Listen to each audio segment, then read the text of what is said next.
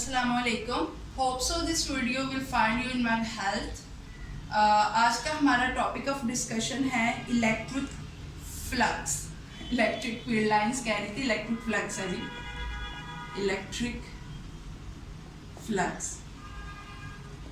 अच्छा जी, electric flux जो है वो हमारे पास इलेक्ट्रिक फील्ड लाइन से ही इंटर रिलेट कर रहा है. इलेक्ट्रिक फील्ड लाइंस, आप पीछे वाली वीडियो में जाएं, हमारे चैनल के ऊपर इलेक्ट्रिक फील्ड लाइंस के नाम से वीडियो मौजूद होगी. आप जाएं, विजिट करें, उसे देखें. उसके बाद हमारे पास है इलेक्ट्रिक फ्लक्स. ठीक हो गया जी. इलेक्ट्रिक फ्लक्स सबसे पहले देखते हैं इलेक्ट्रिक फ्लक्स होता क्या है. तो हमारे पास इलेक्ट्रिक फ्लक्स जो है उसे कह रहे होते हैं कि number of electric field lines passing through a पर unit area, through per unit area या थ्रू अ एरिया. ठीक हो गया जी. यानी मैं अगर यहाँ पर इसको देखूँ तो हमारे पास होता है कि नंबर ऑफ, ये जो ई है ये शो कर रहा है कि electric field lines passing through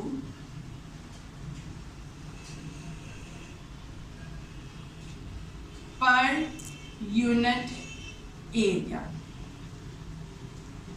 ये हमारे पास होता है इलेक्ट्रिक फ्लक्स, यानी कि number of electric field lines passing through per unit area.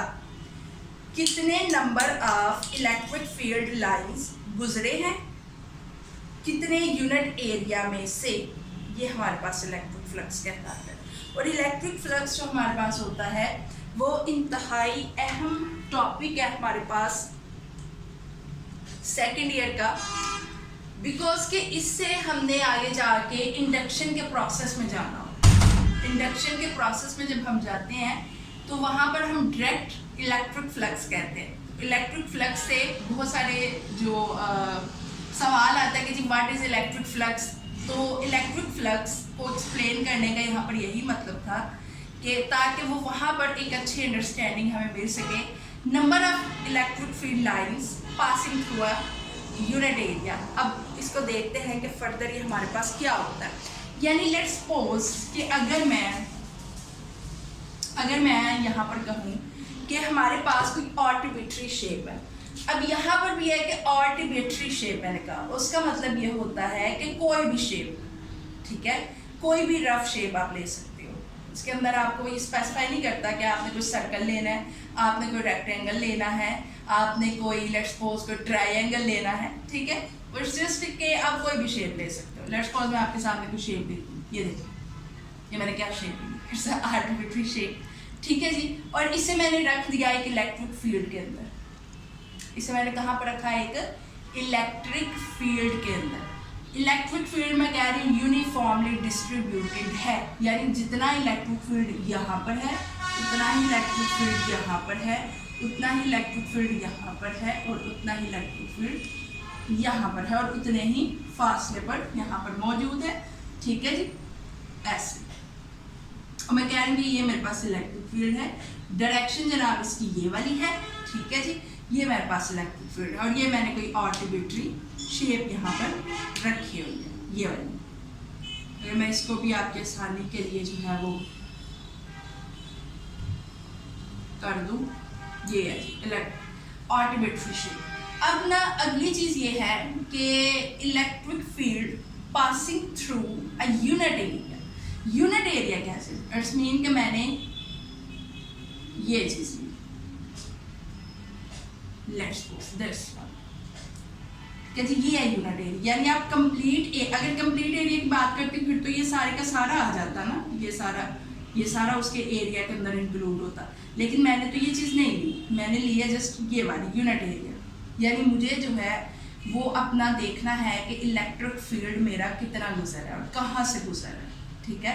अब अगली चीज़ आती है कि आप फ्लक्स को किसके साथ, फ्लक्स को रिप्रेजेंट किया जाता है फाई के साथ, कुछ इस तरह से. और आपने देखना है कि ये कितना आपका जो है वो फील्ड के अंदर में से जा रहा है. लाइक यहाँ पर आपके जस्ट देखेंगे वैसे टोटल कितनी लाइंस है, 1 2 3 4 5 6 7 8, और यहाँ पर कितनी गुजर रही हैं, अप्रॉक्सीमेटली 2. तो आपका जो फ्लक्स होगा आपके पर्टिकुलर एरिया के अंदर से वो 2 होगा. ठीक है जी, वो ट्रू होगा। टोटल में ये 8 है। तो ये चीज़ है आपके पास इलेक्ट्रिक फ्लक्स। अब इसको थोड़ा सा आगे देख लेते हैं कि हमारे पास इलेक्ट्रिक फ्लक्स की अगर बात करें तो हमारे पास इससे जाहिर होता है। इलेक्ट्रिक फ्लक्स की अगर आप बात करें तो आपके पास आता है E A। अब E A यहाँ पर आपको ये बता रहा होता है कि electric field passing through unit area. ठीक है जी, हमारे पास जो इलेक्ट्रिक फील्ड है वो कितने एरिया के अंदर से हमारे पास आ रहा है। इसके अलावा जो हमारे पास अगली चीज आती है दैट इज के हमारे पास cos थीटा। cos थीटा क्या बता रहा था? cos थीटा हमें ये बता रहा होता है कि हमारे पास एंगल क्या है। वो भी आपको बताती हूँ कि किस तरह से आप इसको चेक कर सकते हैं। ठीक है जी, ये हमारे पास आ गया फ्लक्स। अब आप सामने देख रहे होंगे कि आपके पास जो फील्ड है cos थीटा मीन्स दैट कि आप उसकी दो कंडीशंस ले सकते हैं ना उस चीज़ की, या आप उसको परपेंडिकुलर ले लें या आप उसको जो है वो ले लें उसके पैरेलल। ठीक है, अगर आप उसको परपेंडिकुलर लेंगे तो cos थीटा 90 हो जाएगा। अगर आप वैसे तो आपके पास चार होती हैं ना, ये आपके पास होती है perpendicular, this one is parallel, this one is anti perpendicular और ये आपके पास होगी एंटी पैरेलल। यहाँ पर चीज़ आपके पास जो है हॉरिजॉन्टल में पॉजिटिव में जा रही होती है, यहाँ पर वर्टिकल में, यहाँ पर आपके पास चीज़ जो है वो आपके पास आ रही होती है एंटी वर्टिकल और यहाँ पर एंटी हॉरिजॉन्टल। ठीक है, बात बाकी वही होती है कि यहाँ पर आपके पास डिग्री 90 होती है, यहाँ पर 180 होती है, और सॉरी यहाँ पर 0 होता है और यहाँ पर आपके पास 90 होता है और यहाँ पर आपके पास 360 होते हैं, 280 होता है सॉरी, यहाँ पर अगेन 360 मुकम्मल होता है। तो अब यहाँ पर आपके पास दो डायरेक्शंस की बात हो रही है। अगर आपका फ्लक्स इस तरह से, अगर आपका फ्लक्स इस तरह से, यानी ये अगर आपकी लाइन है और इस लाइन के आप जो है वो पैरेलल जा रहे हैं, तो इट्स मीन कि आप फ्लक्स के बिल्कुल पैरेलल है और ये आपका लेट्स सपोज ये वाला आपका फ्लक्स है, तो क्या इसके अंदर से फ्लक्स गुजरेगा? अभी हम फार्मूले में से भी देख लेते हैं, लेकिन ये चीज़ आपको समझाने के लिए थी कि लेट्स सपोज ये अगर मेरे पास इलेक्ट्रिक फील्ड लाइन है और ये मैंने इसके बिल्कुल पैरेलल रख लिया अपना, मैंने कहा कि ये मेरे पास जो भी लेट्स सपोज मैं एरिया ले लूँ, क्या ये उसके अंदर से गुजरेगा? नहीं गुजरेगा, नहीं गुजरेगा। आप देखेंगे अपनी डायरेक्शन में जा रही है अपनी, लेकिन अगर मैं उसको यहाँ पर ऐसे रख लूँ, अब ये काउंट होगा, अब ये गुजरेगा उसके अंदर से, अब एरिया इसके अंदर आएगा। तो इट्स मीन के परपेंडिकुलर की बात कर रहे हैं। अब लेट्स सपोज मैंने कहा कि मैं पैरेलल में रख, पैरेलल में रखने का मतलब 0 पर रखना। ठीक है जी, पैरेलल रखने का मतलब क्या? 0 पर रखना। cos 0 क्या होता है जी?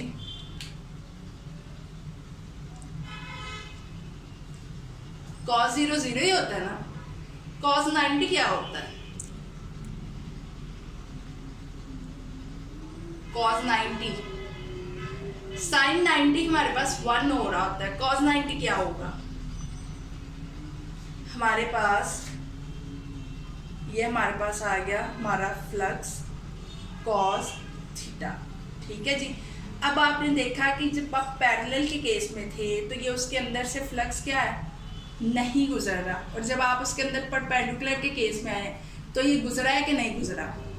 ये चीज़ आपने इसके अंदर से चेक करनी है। जब आप पैरेलल में थे, यानी जब आपके पास ये 0 था, तो वो आपके पास सारे का सारा फ्लक्स ही 0 दे देगा कि भाई फ्लक्स कोई नहीं गुजरा। और जब आप इसको जो है परपेंडिकुलर करेंगे, उसको मैक्सिमम करेंगे, तो इट्स मीन वो आपको ये चीज़ दे रहा होगा कि यहाँ पर आपका जो फ्लक्स है वो उसके अंदर से गुजर रहा है, तो वो वहाँ पर इसको 1 देगा। 1 देने का मतलब कि आपका जो फ्लक्स है वो यहाँ पर EA हो जाएगा, मैक्सिमम हो जाएगा, यानी कि फ्लक्स आपके यहाँ से गुजर रहा होगा। ठीक है, इसकी मिसाल बिल्कुल ऐसे ही है कि देखें अगर आप फ्लक्स को बिल्कुल ऐसे स्ट्रेट रखते हैं तो इट्स मीन कि ये इसके अंदर से नहीं गुजरेगा, वो अपनी लाइन में चलता जाएगा। वो पैरेलल का मतलब क्या कहते हैं? पैरेलल का मतलब ये है कि आपकी दोनों लाइनें अपनी अपनी डायरेक्शन में एक साथ चल रही हैं, लेकिन जब वो परपेंडिकुलर होता है तो इट्स मीन कि एक 90 के एंगल पर आता है, तो उसके अंदर से गुजरता, तो उसके ऊपर इन्फ्लुएंस रखता है।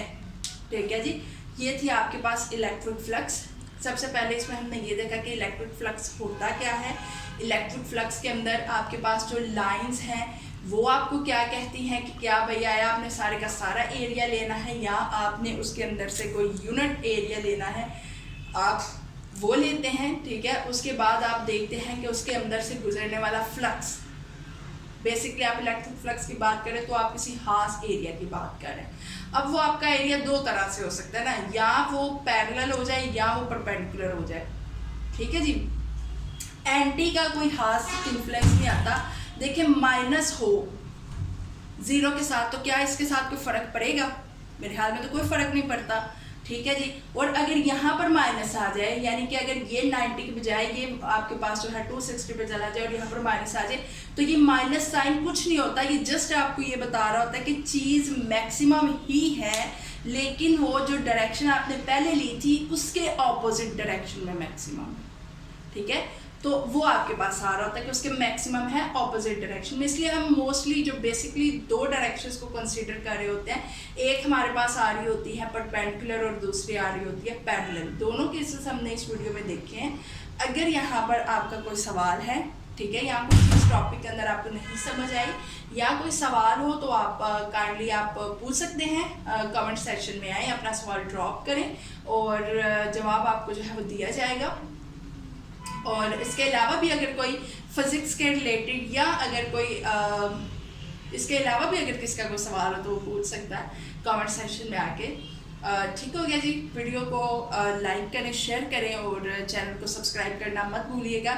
ठीक हो गया जी, ताकि नई नई वीडियोस और अच्छी आपके पास आ जाएं जल्दी जल्दी से। ओके जी, मिलते हैं अगली वीडियो के साथ। अल्लाह हाफिज़।